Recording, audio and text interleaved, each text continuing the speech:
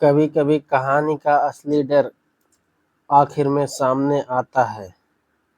दूल्हा गया तो क्या हुआ, अब दुल्हन आने वाली है। भूतिया बारात भाग 8। भूतिया दुल्हन की वापसी। नमस्कार मित्रों, आप सभी का स्वागत है एक बार फिर से हमारे यूट्यूब चैनल @LovyOfficial.com पर, जहां हर दिन मिलती है डरावनी, रहस्यमय और दिल दहला देने वाली कहानियां। रवि ने अपने ही डर को हरा दिया। नकली रवि खत्म हो गया, लेकिन जमीन पर मिली एक पायल ने नया राज खोल दिया। आज के भाग में आएगी वो जिसका इंतजार मौत भी करती है। भूतिया दुल्हन। रात फिर उतर चुकी थी। पूरा गांव खामोश था। लोग घरों में बंद, दरवाजे बंद और दिलों में डर खुला हुआ। रवि उस पायल को हाथ में लेकर खड़ा था। वही पुरानी चांदी की पायल, लेकिन उसमें से ठंडी हवा निकल रही थी। कुछ चीजें सामान्य नहीं होती, वो किसी अधूरी कहानी का हिस्सा होती हैं। अचानक पायल अपने आप बजने लगी, छन छन छन। रवि डर गया। कौन है? तभी पीछे से औरत की धीमी आवाज आई, मेरा दूल्हा कहाँ है? रवि धीरे से पीछे मुड़ा और उसके हाथ कांपने लगे। भूतिया दुल्हन सामने लाल जोड़े में खड़ी थी। चेहरा घूंघट में ढका हुआ, पैरों में वही एक पायल, उसके दूसरे पैर में कुछ नहीं था। मेरी दूसरी पायल तेरे पास है। कुछ कदमों की आवाज मौत से भी ज्यादा डरावनी होती है। अचानक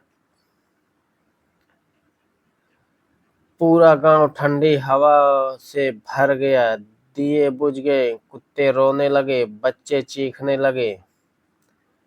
दुल्हन धीरे धीरे आगे बढ़ी। हर कदम पर छन छन और जमीन पर काले निशान पड़ने लगे। वो चीखी, मुझे धोखा दिया गया। मेरी शादी मेरी मौत बन गई। रवि समझ गया, यही वो लड़की थी जिसे दहेज के लिए मारा गया था। जिसके सपने जला दिए जाए, उसकी आत्मा शांत नहीं होती। दुल्हन रोने लगी, मैं घर बसाने आई थी, लेकिन मुझे चिता दे दी गई। पूरा गांव उसकी चीख से कांप उठा। तभी वही बूढ़ी औरत सामने आई, बेटी, अब सब खत्म हो चुका है। दुल्हन गुस्से से बोली, नहीं, जब तक मुझे न्याय नहीं मिलेगा कोई नहीं बचेगा।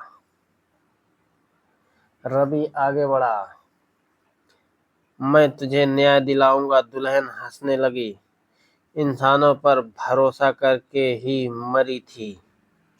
और अचानक उसने हाथ उठाया। गांव के सारे दरवाजे अपने आप खुल गए। जिसका भरोसा टूटता है, उसका गुस्सा दुनिया जला देता है। भूत बाराती फिर दिखाई देने लगे, लेकिन इस बार सबके साथ औरत की रोती आवाजें भी थी। दुल्हन बोली, आज पूरा गांव मेरी बारात बनेगा। रवि ने पायल उसकी तरफ बढ़ाई, ए ले तेरा हिस्सा वापस। दुल्हन रुक गई। हवा शांत हो गई। उसने धीरे से पायल ली और घूंघट थोड़ा उठा। रवि सन्न रह गया। उसका चेहरा आधा जला हुआ था, लेकिन आंखों में सिर्फ दर्द था। हर डरावने चेहरे के पीछे कभी कभी टूटा हुआ दिल होता है।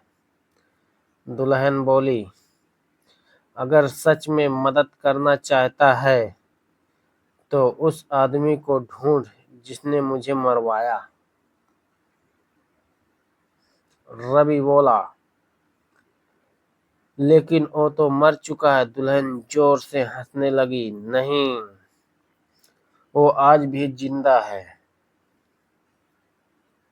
अचानक दुल्हन ने गांव के प्रधान की तरफ इशारा किया। यही है वो। पूरा गांव स्तब्ध रह गया। प्रधान डर से कांपने लगा। कभी कभी सबसे बड़ा भूत इंसान के चेहरे में छुपा होता है। आगे क्या होगा? क्या प्रधान ही असली गुनहगार है? क्या दुल्हन बदला लेगी? क्या रवि गांव बचा पाएगा? भाग 9, प्रधान का काला सच और खून का बदला। धन्यवाद मित्रों। यह कहानी कैसी लगी कमेंट बॉक्स में जरूर बताएं। फिर मिलते हैं अगली कहानी के साथ, जहां हम प्रतिदिन लेकर आते हैं